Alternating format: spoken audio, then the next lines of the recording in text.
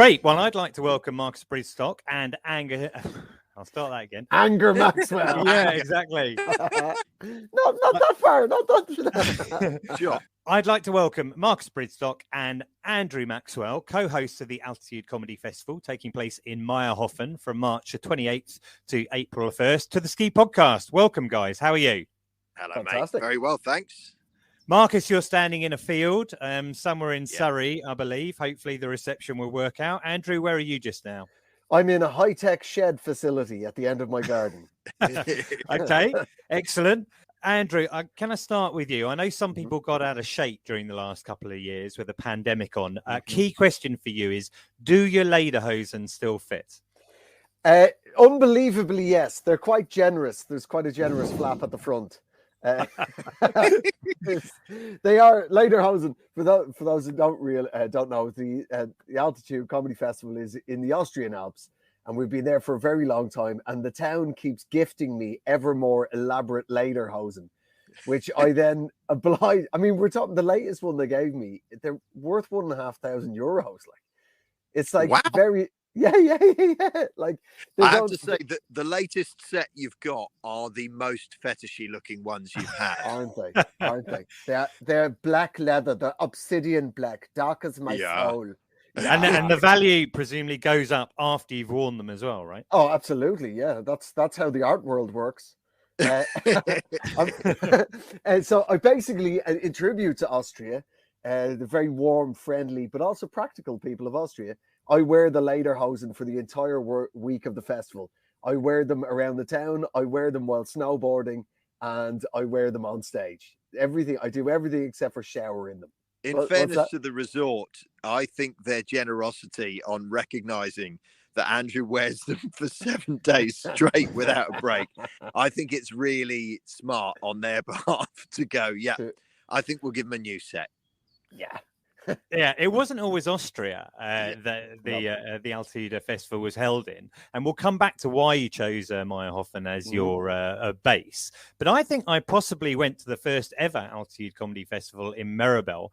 Yeah. I think it was in 2006 in the green room earlier. I was talking with Andrew. Possibly it was 2008. I think, Marcus, it was your brainchild, wasn't it? How did it come about? The very first gigs that we ran out of Meribel years and years ago were me making contact with Richard Lett, who'd been doing various things, and I just went, look, I love winter sports so much, so passionate about it, and taking a week away from being self-employed as a comedian to go skiing or snowboarding, and not being able to work in a place that, frankly, comedy is just ready to drop.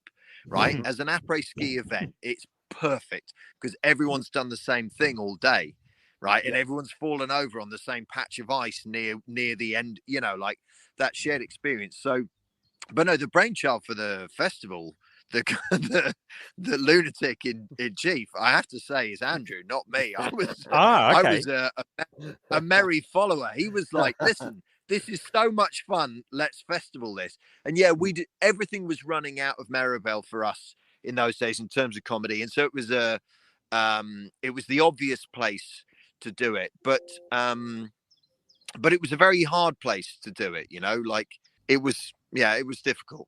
They were tough years, the first couple of years. We had a ball. The comedy was amazing. The live music was incredible. We brought really great musicians out and amazing comedians, and everybody had a good time. But environmentally, it's much better in Austria, I have to say. Like they welcome us with wide open arms. And when I say that, a lot of our time there is spent not just in lederhosen, but naked. It's compulsory to be naked in their spa situation. Yes, and you'll often have really detailed conversations with members of the audience and organizers of the festival with just everything out. Everything. Alles klar. I do actually remember that. If you go in St Anton, if you go to the wellness centre there's big signs on the way in saying no clothes beyond this point. You've got it. What's amazing about Austria is you've got to be naked in the sauna, but you're also allowed to have a glass pint in the sauna with you. So it's the exact opposite of British and Irish health and safety. No penises and plastic glass. No. Now, please, of course, if you're brave enough to get your toddler out in the sauna, you can definitely have a pint. You are grown up. Have a real pint with a proper glass you can smash against the wall and fight your way out. Excellent. The only thing we have found is that for those of you trying to drink a pint of milk, it can be difficult in a sauna, but good luck. Yes, enjoy. Yes, it's a sign as well. It's an underground sign. But the reality was with the French was we were always like, we didn't want this to be an English-speaking colonial event in another person's country. So right from the start, the first 3 years we were in Meribel, as you know, the heart of the magnificent Three Valleys in beautiful, beautiful France. And we always had comedy that was en français and in English.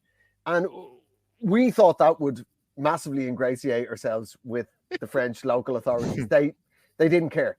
For 3 years, they attempted to turn the comedy festival into a jazz festival. Stand-up comedy was only really starting, and it was based out of Paris. And stand-up has quite an ethnic minority vibe to it. Stand-up comes into the world, is more in the world of hip-hop in the French mindset. Mountains and rural areas tend to be conservative anyway. The actual people who are opening the purse strings at council and regional level were pretty right-wing French politicians. And then we were bringing in something that was tantamount to Black American culture. They never really got what we were doing. Also, it was very, very significantly more expensive to bring a French act the short distance from wherever they started to where we were in France than it was to bring any of our friends from the UK, including their accommodation. So in Meyerhofen, we've had great German-speaking acts on that lineup as well, and lots of international acts. It's always been important to us to try and throw it open as wide as possible.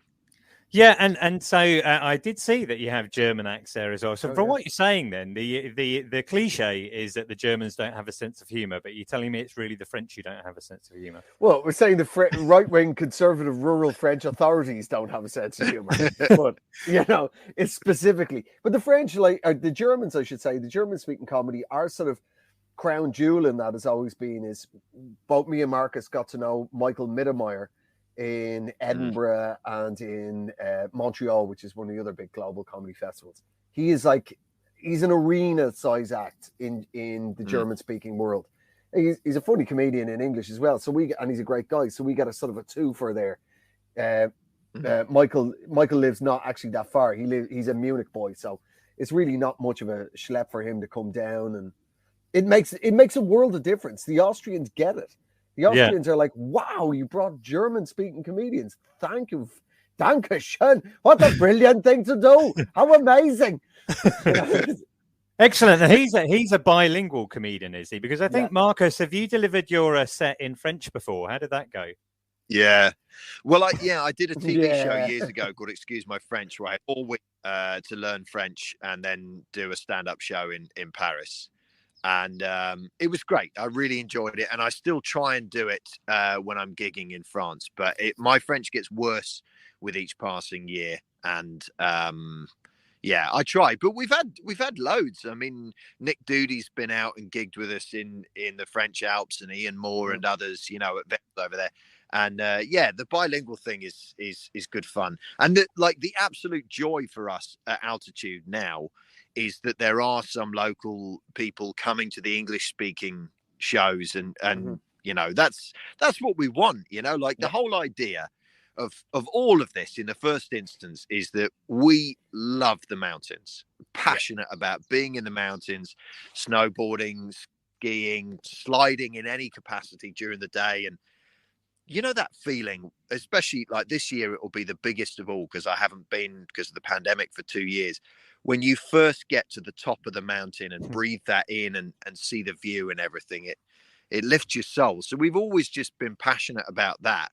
And then the jamboree through the night is it's I would say the greatest week in any given year that I have. Yeah, well, I think you're absolutely right. I think all of our listeners would certainly relate to the idea that the mountains lift your soul.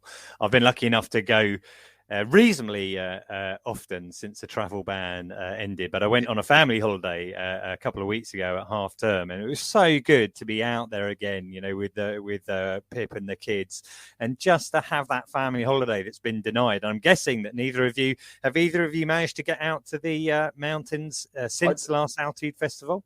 No, I haven't. It just hasn't been, possible for jigs and the reels. Both me and Marcus spent the lockdown becoming fathers again, so there's all of that as well. But it's what's amazing is when we get sort of big name comics who've never been, they might have done a bit of skiing when they were younger or whatever, but they haven't been out to altitude before. And what people don't realize is in show business, the more successful you get, ironically, it's more of a lonely life on the road, right? You're with your tour manager or maybe a support act, but you miss all the conviviality of the world of comedy. Most dressing rooms are an MC and 2 other acts, and you hang out with those people for a weekend and all the rest of it. And we get that at altitude for a week. We're all just in a village together. Yeah, I mean, it sounds brilliant that. Actually, Marcus, I saw you quite a long time ago before I had family, for sure, at the Bearcat Club in Twickenham. I think you're probably honing your routine for something then. And I think that the impression I got was that's the sort of atmosphere you're talking about then, when you've got half a dozen comedians coming together and having kind of fun in an informal environment. That's exactly it. That's exactly it. And those of us who tour, like as Andrew said, you stop seeing people. But I mean, when you think about who's been at the Altitude Festival, it's a big mixture of our mates from years of gigging. Plus, I mean, the scale. I mean, who've we had out there, Andrew? Sean Locke, who tragically is no longer with us. I think Sean said at the end of the last Altitude that he did that it was one of the best weeks of his entire life. There was a night. There was a night when we ended up after one of the shows seeing how many people we could fit into. I think it was like a cloakroom that maybe had been turned into a tea office. Yeah. There's a good 50 people in there. And there was, I think there's a picture. There's a close to 50 people in a room that you would comfortably fit two. Too cold. So yeah, it's one that common experience. Even the performers who don't ski, we've got like the Impro All Stars come out to the thing. The guys from the Comedy Store Players and Whose Line Is It Anyway? They come out and mostly don't ski. Some of them do, but they come up the mountain during the day. They find a way of getting up there. So when you break for lunch or whatever it may be, and you find everybody usually pretty well oiled even by lunchtime, lubricated. But there's loads like Catherine Ryan, Jimmy Carr, Frankie Boyle, Bill Bailey, Eddie Izzard, Tommy Tiernan, who's like the biggest name in Ireland. I mean, and like I said, Mittermeier is one of the biggest names in Germany. I mean, there was a lot more, and Mickey Flanagan, Al Murray, Yeah, apart from the promise of being able to squeeze into a cupboard with 50 people, how do you actually persuade these acts, names like that, to come out and join you? It was bit by bit, to be honest. It was that a lot of people in the early days before the festival had been out. A lot of comedians who'd never skied before, never snowboarded before, had been out and done the gigs. And firstly, the gigs were great because there's something about people who go skiing. They're the up for it people in life. Do you know what I mean? The holiday they choose is the one up the mountain where you get up early, you wrestle those boots on and you get out there and you do it and you deal with losing a glove and all of this stuff because they're people who are up for it. So they were always great audiences and we always found that wherever we were gigging. So I think there was quite a groundswell of jobbing comedians who'd had a great time, and then obviously they'd be working with whoever the big name was, and out they came. I think the only one I know who found the skiing so traumatic, he vowed not only would he not come back to altitude, but he'd never set foot on a mountain again, was Lee Mack. But he still came. He did. I mean, the thing is, it has to be said of one of the great physical advantages of Meyerhofen, where we are in the Zillertal in Austria these days, is, as I'm sure you all remember, we are, of course, on a ski-based pod. There is two types of mountain valley from your geography history. Your geography. There is the V-shaped valley, which is forged by a river, the fluvial V-shaped valley, and then there's the U-shaped glacial valley, which is where the actual town of Meyerhofen is down at the bottom on the flat of the valley, a wide, flat valley. So, and we always do altitude in the spring. So the town it's hot. It's like a British summer. It's light, every day is sort of 20, 21, 22 degrees. So you can have a sunbathing holiday if you want. And then you go up and up again in the two ski lift systems and you get to the top and you're back in a winter sport holiday. So it's a twofer. Yeah. Another crucial element to that, to the flat valley base, is that those who are half cut can always get home because it's flat. They're not having to deal with steep, icy terrain to get back to the hotel. So, yes. And the great thing, I guess, about the timing of the gigs is you've got all your time in the day to go out and go skiing and snowboarding, and then you can do your work of an evening. Mm-hmm. Yeah, absolutely. So we do at the festival, we do an immediate après gig, which is often improv or something like that. Something that's going to be really jolly and really daft that people can just roll in from the mountain and watch it. That happens usually about 5:30 in their gear, exactly. And then a break, everyone has dinner, gets dressed and all the rest of it. And then the big headline show starts at 8:00 in the main arena. And like Meyerhofen has got a cracking theatre. So has Meribel, by the way, which not enough people know about. Really, really great theatre. Yeah. And then there's like late night shows in bars and various places around the place. So it's a really good, for us, a really good mixture of different show styles as well, which kind of helps to make the work, if you can call it work, the working part of it more fun. If you can call it work. We're not shoveling anything. We don't shovel. Yeah, and I know you two are both snowboarders, I think, aren't you? Who's the best comedian that you've seen on skis or a snowboard? Are there any naturals out there? Well, I tell you what, and he looks like a ripped Adonis, and he's very pleasant and handsome, which makes it all very even worse. But Joel Dommett, he's come out to altitude a good few times, but just before he kind of really broke big in the world of mainstream TV presenting and whatnot. But he is fast. He is really fast. I'm quick. I'm really quick on a snowboard, as Andrew will attest. Andrew described me as on the mountain. You snowboard like you don't even want to be there. And I went out with Joel Dommett. He commutes down a mountain. Whereas Andrew still mostly does falling leaf, just potters down in his own sweet pace, stops for a chat and a wee. But Joel Dommett's as quick as a whip.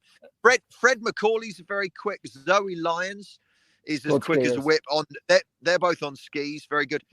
Daniel Schloss, who's a big fan, big supporter of the festival, he's pretty quick. But a lot of what we're describing with Dommett and Schloss is youth rather than expertise. What's happened there is they simply care less about falling at speed, whereas there's a certain age where you go, I think this is quick enough, and I've definitely reached that. I mean, all I'm ever do is traversing from one mountain restaurant to another. So, I mean, how fast do I need to be for that? John Bishop's pretty quick. Oh, I tell you, Henning Vane. Henning Vane was a ski guide for a few years. Henning's pretty swift. Very accurate as well. Yeah, very precise. And Marcus, you mentioned that maybe as you get older, you tend to fall. And I know that you can ski as well as snowboard because I saw you on the jump. And I wondered, what's harder, running a comedy festival or competing in the jump? Running a comedy festival, which is why I'm no longer involved in the running of it at all. At all. I these days tap up, tell jokes, and go sliding. That's it. Yeah. No, the jump. It's really a shame that they didn't find a way to carry on making the cannonball run that was. But after 3 years, when Davina McCall looked straight down the camera and went, Beth Tweddle, gold medal winning Olympic athlete, will not be competing today. having broken her spine. I think at that point, the insurance people were like, okay, we're done here. Yeah. But I loved it. Do you know, I was on the jump. I was trained by Olympic athletes to do the sports that I have loved since I was a kid. You know, I did skeleton bobsleigh, I did two-man bobsleigh, speed skating, speed skiing in the full rubber outfit with the fins and everything, downhill slalom, and obviously the ski jump itself. Now, the ski jump, I don't know if, Iain, have you been off a ski jump? Yeah, I've actually visited that set at Kutai before, and I've seen that jump. And it looks pretty small when you see it on TV, but when you see it in real life, it's quite significant. Yeah. Mate, I have never been more physically frightened than I was doing that. I once sailed from Norway to Greenland on a climate research sailing boat. And the journey took more than twice the time that it was supposed to. We got stuck out at sea in a force 9 gale. There's nothing there. And that was nothing compared to sitting at the top of a ski jump, knowing that when you stand up, your feet are locked into metal tracks. There's no way of stopping once you stand up. You're going off the end of that thing. I've never been more terrified in my life. And also, like, the first thing that happened on the first day of training was Flash Gordon broke 2 bones. Sam Jones from Flash Gordon, who was, you know, not a great skier, but he was all right. He had something about him. So Andrew, you had your own experience of reality TV, I guess, when you were locked away in the jungle. Was that as challenging as running a festival? Well, it was a lot more hungry. Right. I mean, out in Austria, you're never short of food. I mean, I spend the entire week, as I already said, in lederhosen, and every single day I have schnitzel and followed by a strudel. Every single day. Why not? Every day I go, I should eat something different. This isn't very imaginative of me in Austria. And then I remember schnitzel and strudel are 2 of the greatest things on earth. And I'm in Austria where they're from. I'm going to have it again. No, it is. Look, there is the danger of the mountains that you could break something, but nothing's going to sting you or bite you. And unlike being in an Australian jungle. Yeah, and you mentioned you have schnitzel every day. I believe there's a special chap in Meyerhofen called Hans the Butcher. Oh, yeah. Is he a big part of your life? Oh, we all love Hans the Butcher. Oh, God. He's also a lovely fella. Like, the whole family are fantastic.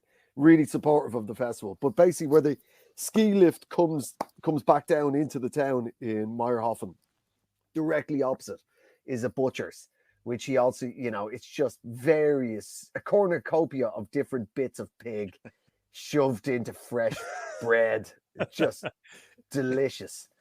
Everybody there's a massive queue of people just scoffing pig on the way up the mountain and then back down, and nobody's judging you. Right. Okay. Well, this is quite topical because, you know, Marcus has been popping in and out during our recording here. And Andrew, we were saying earlier, I mean, you in the last couple of years, the Altitude Festival hasn't happened for the last couple of years because of the pandemic and everything that's been going on. Is that particularly difficult for you as someone who's naturally a performer? I mean, I know both you and Marcus do a lot on the radio, but do you have that yearning, that missing an actual audience to perform in front of? Sure. I mean, both myself and Marcus did quite a lot of sort of Zoom gigs. From where I am at the end of the garden, I've carried on doing all the way through the last 2 years, carried on doing news quiz for Radio 4 in front of a sort of live Zoom audience and a few other bits and pieces, guesting on 5 Live, Times Radio, and doing my MTV voiceovers. But there's nothing compares to being right there in a room, that in the room lived, shared, spontaneous experience. Yeah, we all desperately missed it. But, you know, I wasn't willing to go on social media and complain about my life.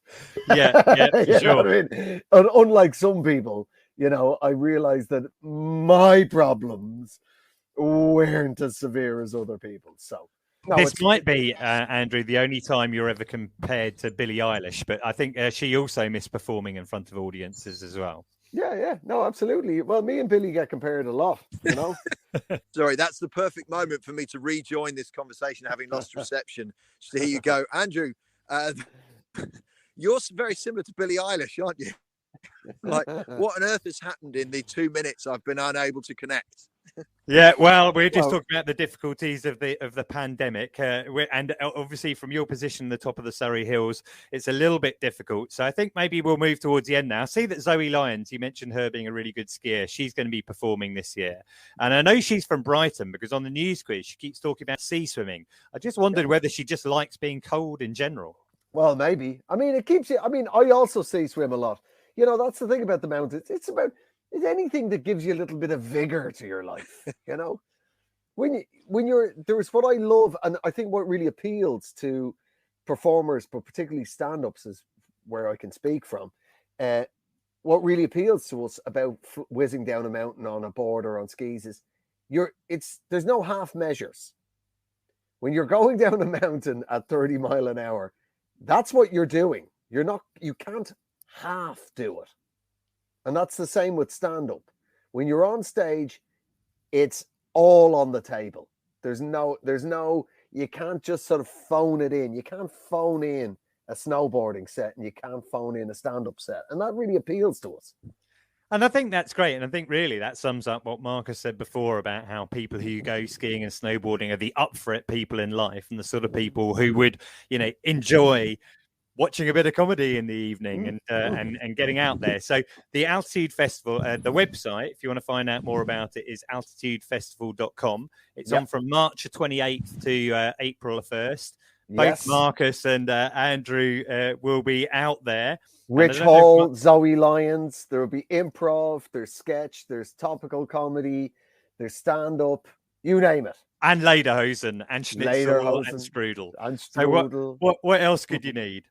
What more? Well, Vialis. Excellent. Well, that's brilliant, Andrew. Thanks very much for joining us. Marcus, are you still there? I'm going to try it.